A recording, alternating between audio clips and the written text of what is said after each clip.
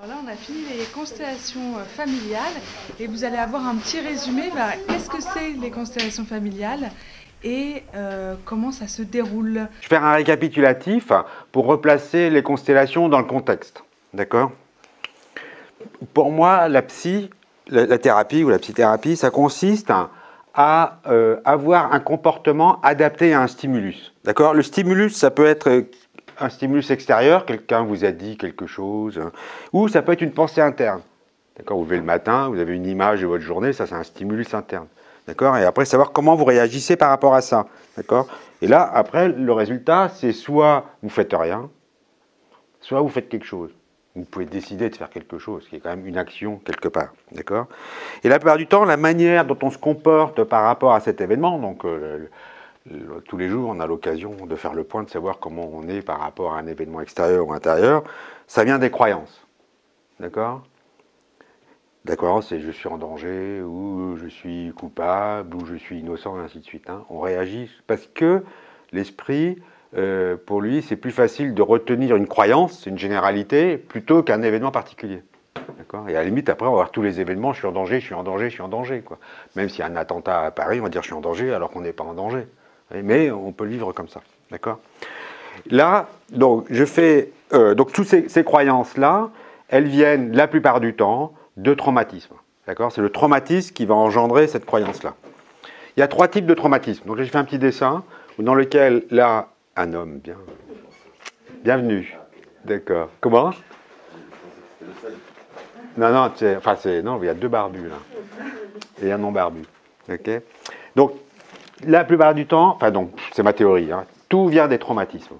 Quand on a une croyance qui est négative, je replace les constellations dans le contexte. Hein. Donc tout ça, ça vient des traumas. Il y a 3 types de traumatismes. Il y a les traumatismes familiaux. Un oncle s'est suicidé, une grand-mère est morte jeune. Tout ce qui s'est passé dans la famille, c'est ce qu'on va développer, a un impact sur notre comportement. C'est ça qui est le plus difficile parce que c'est souvent des comportements dits, mais je ne comprends pas pourquoi je fais ça, pourquoi je tombe sur des hommes qui ne restent pas, et ainsi de suite. Et là, par du temps, c'est ce qui s'est passé dans la famille. Okay? Pourquoi je me mets en colère contre quelqu'un qui ne m'a rien fait? Et toi avec les hommes ici, d'accord? Bien. Hein? Donc ça, c'est des comportements où on est un peu hors de soi. Hein? Des comportements où on est hors de soi, c'est des comportements qui sont liés à la famille. Ensuite, il y a les comportements qui sont liés à la naissance. D'accord? Je suis né par un siège, je suis resté à l'hôpital, comment ma mère a été endormie. D'accord? Et donc tout ça, ça peut créer des croyances. Je dois faire les choses de manière originale, je dois mourir avant de faire quelque chose. Ça, c'est aussi des croyances qui sont liées à la naissance. Hein. Et puis, il y a des croyances qui sont liées par rapport à ce que vous avez vécu dans votre vie. L'hôpital, l'école, les parents, ou les grands-parents, ou les déménagements, ou la guerre, tout ça, ça influe. D'accord ?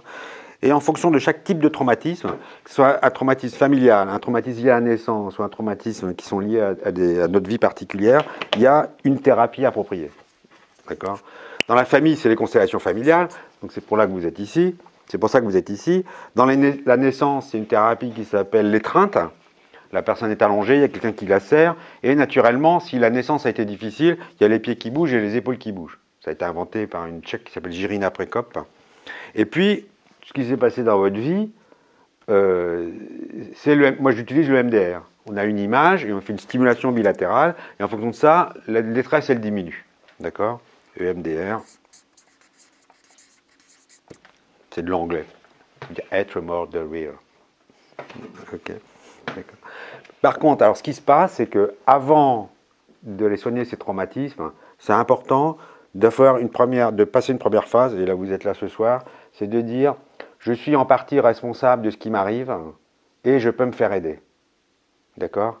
Et pour ça, cette étape-là, c'est se prendre de la distance par rapport à ses émotions. Je ne suis pas mes émotions, je peux prendre du recul par rapport à mes émotions. Et tout ça, c'est ce qu'on appelle le développement personnel. D'accord? La sophrologie, le yoga, le FT, la méditation, tout ce qui permet de prendre du recul par rapport à ses émotions. D'accord? Donc la première phase, je prends du recul par rapport à mes émotions. Ici, j'arrive, je suis en colère parce que j'ai cette pensée-là, parce que j'ai eu ce trauma-là. Et donc après, j'arrive à apaiser mes émotions et je suis de plus en plus en paix. D'accord? Ici, c'est je peux m'occuper de moi, je peux me faire aider, et là, ça va être je peux être en paix. D'accord? Ensuite, l'étape suivante, ça va être une étape, enfin clé, on va dire, un événement qui arrive, soit ah oui, c'est de ma faute, c'est parce que c'est encore moi, soit on va dire ah oui, mais qu'est-ce que je peux faire pour aller mieux? D'accord? Et dans la vie, vous donne donc c'est là un peu la balance qui va dire en fonction d'un événement, est-ce que j'ai encore une croyance négative par rapport à moi, ou est-ce que je suis dans mon besoin, qui va dire comment je peux faire pour aller mieux? Et ça arrive souvent les gens qui ont fait beaucoup d'analyses ou fait de la philo ou des choses comme ça, ils ont du mal à passer cette étape-là parce que la croyance elle a tellement mouliné dans leur tête qu'ils ont du mal à dire stop. Stop, non, qu'est-ce qui s'est passé? Et je reviens dans la réalité, qu'est-ce que j'ai observé? Et donc là, il y a deux thérapies, on va dire. Il y a la thérapie cognitive, c'est quelle est ma pensée, quelle est la probabilité de véracité de cette pensée, et de prendre du recul sur la pensée. Et puis, il y a la communication non violente de Marshall Rosenberg, qui est dire quel est mon besoin. D'accord? Et vous arrivez à un événement, vous dites ah oui, je le mérite, c'est toujours comme ça, c'est toujours ma faute, ça va arriver. Ou alors dire bah, qu'est-ce que je fais pour me sentir en sécurité? Ok, donc là c'est parce qu'en thérapie cognitive ils disent les émotions ça vient des pensées, et en communication non violente ils disent les émotions ça vient des besoins. Mais comme il y a un rapport entre les besoins et les croyances, d'accord? Ok. Et la dernière étape, donc ici je dirais c'est Gandhi qui disait je sais plus quoi, savoure la vie comme si tu devais mourir demain, mais apprends comme si tu vivais encore très longtemps. D'accord? Donc ici à la fois je suis dans l'instant présent et je peux profiter de la vie et je sais que je vais mourir et quels sont mes projets. D'accord? En gros là on réfléchit. Hein, qu'est-ce que je peux faire, avec qui, quelles ressources, la demande, et ainsi de suite. On est adulte, d'accord? Ici, on est envahi par les émotions. Là, on est plus ou moins envahi par les pensées. Là, donc, je réfléchis et j'avance. Et le dernier, célébrer la vie, c'est ici, je prends soin de mes besoins. Et le dernier, c'est je prends soin des besoins d'autrui quand moi je suis en paix. D'accord? En gros, c'est au lieu de me sacrifier pour autrui, pour qu'il aille bien, eh ben, d'abord, je m'occupe de moi, je suis bien. Et si je suis bien, je m'occupe de l'autre. Et si je suis pas bien, bah, je m'occupe de moi. D'accord? Bon, c'est valable pour les parents, pour les enfants, les frères et les sœurs et tout. Hein. C'est impossible d'aller s'occuper d'enfants, par exemple, si on est mal dans notre peau. Il faut d'abord être calme, être en paix, et comme ça, en plus, on montre à l'enfant comment elle est bien. D'accord? Et là, c'est ce que dit Marshall Rosenberg, il dit « enjoy the pain ». C'est-à-dire, si quelqu'un va mal, vous pouvez être content parce qu'il est vivant. D'accord? Donc là, c'est honorer le destin des personnes qui sont autour de soi, quoi. Je peux aller bien, même s'il y a des attentats et tout, je peux savourer encore plus la vie, voilà, c'est tout.